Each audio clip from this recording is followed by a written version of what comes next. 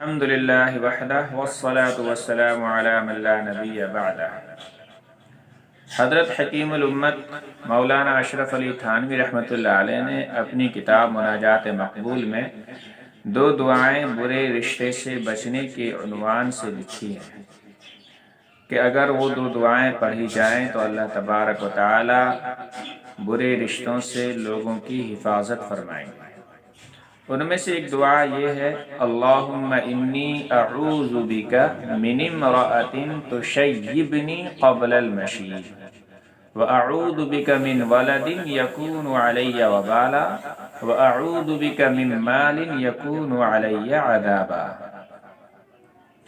اور دوسری دعا آپ نے یہ تحریر فرمائی ہے، اللہم انی اعوذ بک من فتنة النساء، اللہم انی اعوذ بک من کل عمل یخزینی واعوذ بک من کل صاحب یؤذینی واعوذ بک من کل عمل یلہینی۔ یہ دو دعائیں ہیں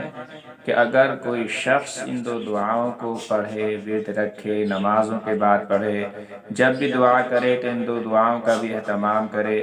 تو انشاءاللہ اللہ تبارک و تعالی اس کو